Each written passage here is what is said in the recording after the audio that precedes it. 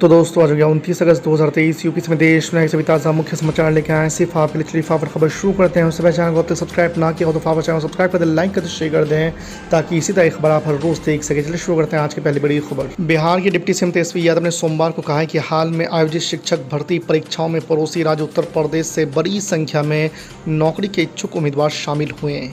बिहार में 10 लाख नौकरी का वादा करने वाले तेजस्वी यादव ने बिना नाम लिए योगी सरकार पर निशाना साधते हुए ये भी कहा कि ये स्थिति पड़ोसी राज्य में भाजपा सरकार के हिंदू, मुस्लिम और बुलडोजर में व्यस्त रहने का परिणाम है। आरएलडी प्रमुख जयंत चौधरी ने मुजफ्फरनगर कांड को लेकर बीजेपी को घेरने की कोशिश की है। उन्होंने कहा है कि वे ये दिखाने की कोशिश कर रहे हैं कि यूपी के स्कूल में छात्रों द्वारा मुस्लिम बच्चे को पिटवाने का आदेश कोई सांप्रदायिक एंगल नहीं था।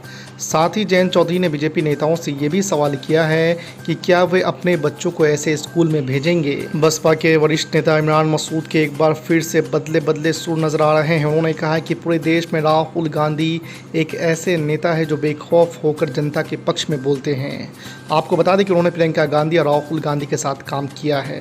साथ ही उन्होंने कहा कि दोनों ही बेहतरीन इंसान हैं। एक चैनल के कार्यक्रम में दिए उनके इंटरव्यू के वायरल होते ही सियासी गलियारों में चर्चा तेज हो गई है कि वो एक बार फिर से कांग्रेस में जा सकते हैं। जनता दर्शन में प्रदेश के अलग अलग जिलों से करीब 500 से अधिक फरियादियों की उपस्थिति रही। मुख्यमंत्री योगी आदित्यनाथ ने एक एक कर सबकी समस्याएं सुनी। इस दौरान मुख्यमंत्री योगी आदित्यनाथ ने कहा है कि जिन जरूरतमंदों का पैसे के अभाव में इलाज नहीं हो पा रहा है, सरकार उनके साथ सदैव खड़ी है। वे बेझिझक सरकार के सामने अपनी समस्याएं रख सकते हैं। नूह की शोभा यात्रा में हिस्सा लेने जा रहे अयोध्या के हिंदू संत को नूह की सीमा में प्रवेश करने से रोके जाने के बाद आमरण अनशन पर बैठ गए हैं। हिंदू संगठनों द्वारा शोभा यात्रा निकालने के ऐलान के बाद जिले में धारा 144 लागू कर इंटरनेट और बल्क एसएमएस सेवाओं पर रोक लगा दी गई है।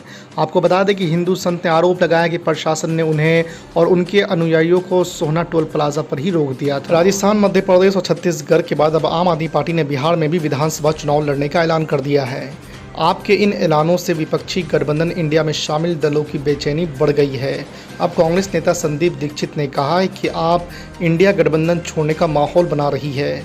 उन्होंने गृह मंत्री अमित शाह के बयान का भी जिक्र किया और इशारा किया कि भाजपा के कहने पर आप ऐसा कर रही है। पश्चिम बंगाल के मुख्यमंत्री ममता बनर्जी और राज्यपाल सीवी आनंद बोस के बीच जंग तेज हो गई है। सोमवार को ममता बनर्जी ने गवर्नर को चेतावनी देते हुए कहा कि वो चुनी हुई सरकार से पंगा न ले। ममता बनर्जी ने एक कार्यक्रम में बोलते हुए कहा कि राज्यपाल को चुनी हुई सरकार से पंगा नहीं लेना चाहिए। उन्होंने कहा कि राज्यपाल संवैधानिक नियमों का उल्लंघन कर रहे हैं। जम्मू कश्मीर से आर्टिकल 370 हटाए जाने को लेकर सुप्रीम कोर्ट में सुनवाई जारी है। इस बीच सोमवार को आर्टिकल 35A हटाने पर भी बात हुई, जिसे खुद चीफ जस्टिस ने एक तरह से सही फैसला करार दिया। उन्होंने कहा कि आर्टिकल 35A तो जम्मू कश्मीर के लोगों के मूलभूत अधिकारों को ही छीन लेता था। केंद्रीय गृह मंत्री अमित शाह ने परिवारवादी राजनीति को लेकर कांग्रेस, AIMIM और भारत राष्ट्र समिति पर तंज कसते हुए उन्हें क्रमश 4G, 3G और 2G पार्टी करार दिया है। आपको बता दें कि खम्मम में रायतू गोसा भाजपा भरोसा रैली में शाह ने कहा कि भ्रष्ट और दमनकारी मुख्यमंत्री के चंद्रशेखर राव के नेतृत्व वाली BRS सरकार की उल्टी गिनती शुरू हो गई है, जिसे AIMIM प्रमुख असदुद्दीन ओवैसी का समर्थन प्राप्त है। हरियाणा के नूह में ब्रजमंडल शोभा यात्रा को लेकर असमंजस बढ़ता जा रहा है। राज्य सरकार ने नूह में सर्वजाति हिंदू महापंचायत के 28 अगस्त को फिर से यात्रा निकालने की अपील को देखते हुए सुरक्षा व्यवस्था कड़ी कर दी है। सरकार ने खुफिया एजेंसियों की रिपोर्ट और हर सूरत में कानून व्यवस्था, शांति और सद्भाव बनाए रखने को लेकर यात्रा की इजाज़त देने से इनकार कर दिया है। इसरो ने चंद्रयान 3 को चांद के दक्षिणी ध्रुव पर लैंड करवाकर इतिहास रच दिया है। इसके बाद जिस जगह पर लैंडिंग हुई है, PM मोदी ने उस जगह का नाम शिव शक्ति पॉइंट करने का ऐलान किया है। आपको बता दें कि विपक्षी दलों के कुछ नेताओं ने जहां शिव शक्ति पॉइंट नाम देने पर आपत्ति जताई है, तो वहीं अब उस पॉइंट को चंद्रमा की राजधानी बनाने की मांग की जाने लगी है। स्वामी चक्रपाणी महाराज ने ट्विटर पर वीडियो जारी करते हुए मांग की है कि चंद्रमा को जल्द हिंदू राष्ट्र घोषित किया जाए।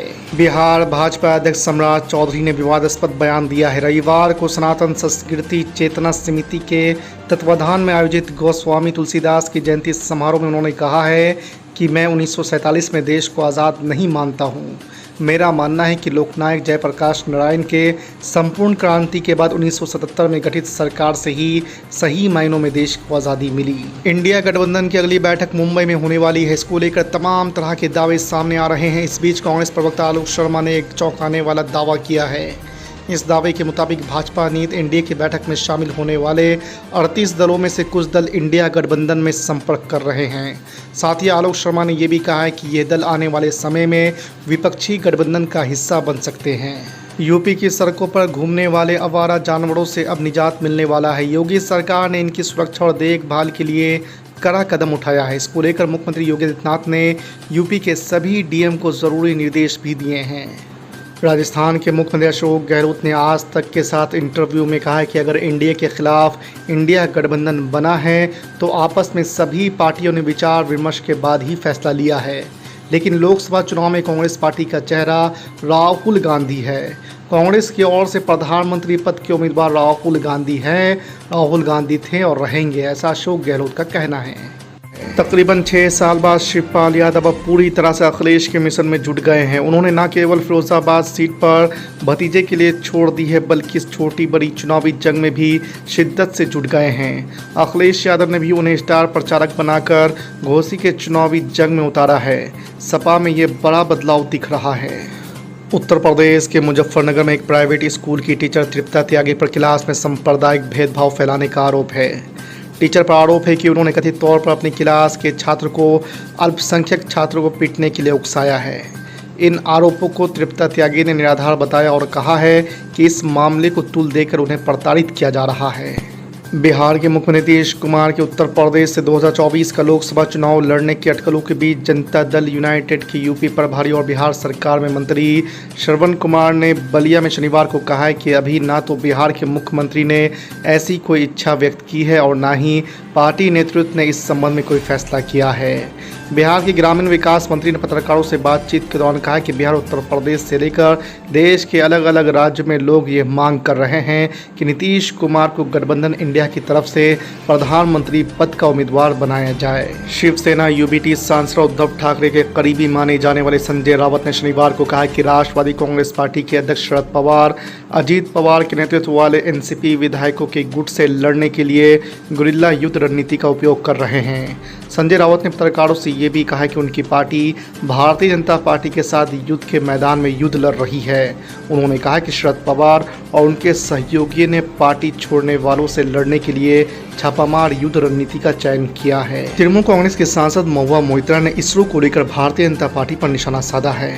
चंद्रयान 3 पर बोलते हुए महुआ मोइत्रा ने भाजपा पर कटाक्ष करते हुए कहा कि भगवा पार्टी आने वाले 2024 के लोकसभा चुनावों के लिए इसरो को अपना प्रचार का एजेंडा बनाएगी। एक्स हैंडल पर निशाना साधते हुए मोइत्रा ने कहा कि इसरो के हर मिशन का इस्तेमाल अब भाजपा की तरफ से किया जाएगा। कांग्रेस नेता सोनिया गांधी शनिवार को निजी दौरे पर जम्मू कश्मीर की राजधानी श्रीनगर पहुंची। इससे पहले उनके बेटे राहुल गांधी अपने 1 सप्ताह के लद्दाख दौरे के बाद कश्मीर पहुंचे हैं।